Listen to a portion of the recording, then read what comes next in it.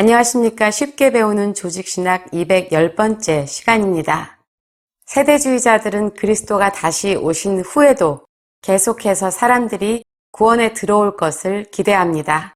그들은 천년기가 시작되는 때에 오직 중생한 사람만이 이 땅에 살고 있을 것이지만 천년 동안 생겨나는 수많은 후손들 가운데서 개종하고 회심하고 돌아오는 자들이 있을 거라고 믿습니다.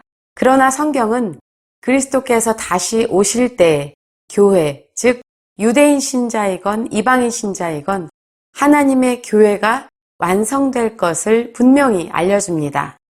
그리스도가 재림하신 후에도 사람들이 그리스도를 믿을 수 있고 또한 구원을 얻을 수 있다는 가르침은 어디에도 없습니다. 고린도전서 15장 23절입니다. 그러나 각각 자기 차례대로 되리니 먼저는 첫 열매인 그리스도요. 다음에는 그리스도 강림하실 때에 그에게 붙은 자요. 문맥을 살펴볼 때 우리는 이 구절을 그리스도께서 잠자는 자들의 첫 열매로서 부활하셨으며 그리스도 안에 있는 자들이 모두 그리스도 안에서 다시 살아나게 될 것을 의미한다는 것을 알 수 있습니다. 이 구절은 어떤 그리스도인들이 그리스도의 재림 시에 부활 말고 그 후에 부활이 있을 것을 암시하지 않습니다. 세대주의자들은 부활을 단회적으로 보지 않습니다.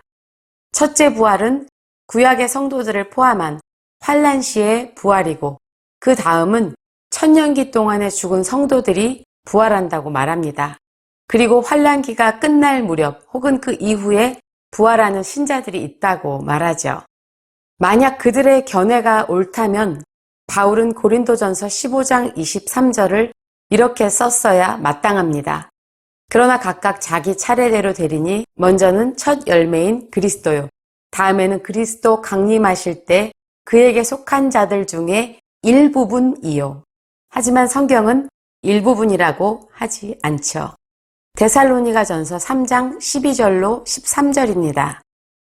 이 구절은 분명히 그리스도께서 몇몇의 성도가 아닌 그의 성도 모두와 함께 온다고 말씀하고 있습니다. 데살로니가전서 4장 16절로 17절에서 바울은 주님의 강림을 묘사합니다. 그리스도 안에서 죽은 자들이 먼저 일어나고 그 후에 살아있는 자도 저희와 함께 구름 속으로 끌어올려 공중에서 주를 영접하게 하시리니 그리하여 우리가 항상 주와 함께 있으리라.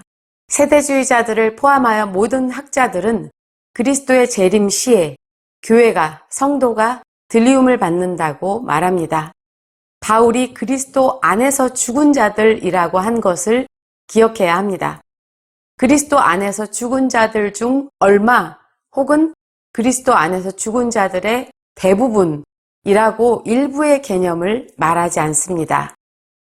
따라서 이 구절 역시 그리스도의 재림 이후에 어떤 종류의 부활이 또 있을 것을 전혀 말하고 있지 않다는 이야기입니다. 베드로후서 3장 4절입니다. 주의 강림하신다는 약속이 어디 있느뇨? 라고 비아냥대는 자들이 있습니다. 베드로는 주의 약속은 어떤 이에 더디다고 생각하는 것 같이 더딘 것이 아니라 오직 너희를 대하여 오래 참으사 아무도 멸망치 않고 다 회개하기에 이르기를 원하시느니라 라고 말씀합니다. 이 말씀은 그리스도께서 강림하신 후에는 하나님께 회개하여 돌아올 수 있는 기회가 더 이상 없다는 것을 전제로 하고 있습니다. 마지막으로 마태복음 25장의 10처녀의 비유가 가르치는 바를 봅시다. 이 비유에서 예수님은 자기의 재림에 대해 항상 대비할 것을 가르치십니다. 유대인 결혼 축제를 묘사하는 이 비유에서 10처녀들은 신랑을 기다리고 있었습니다. 그러나 최종적으로 신랑이 도착했을 때 기름을 준비하지 않은 처녀들은 문이 닫힘으로 들어가기를 허락받지 못하므로 참여하지 못했습니다. 그리고 내가 너를 알지 못한다 라는 단호한 거절의 말을 듣죠. 이 구절에 대한 세대주의자들의 일반적인 해석을 보면 처녀들은 대환란 시의 성도들, 특히 이스라엘 사람들을 의미한다고 말합니다. 예수님의 비유 속에 나타난 처녀들을 이스라엘 사람에게만 국한시키는 이유는 무엇입니까? 100번 양보해서 이 비유의 주인공들이 100% 이스라엘 사람이라고 해도 그들이 혼인잔치에 참여할 수 있는 또 다른 찬스가 있다는 데 대한 그 오류는 피할 수가 없습니다. 그들의 말이 맞다면 혼인잔치의 문은 실질적으로 닫히지 않는다는 뜻이 될 겁니다. 오늘도 세대주의적 전천년주의의 성경 해석과 그 견해가 성경과 조화를 이루지 못한다는 것을 알아보았습니다.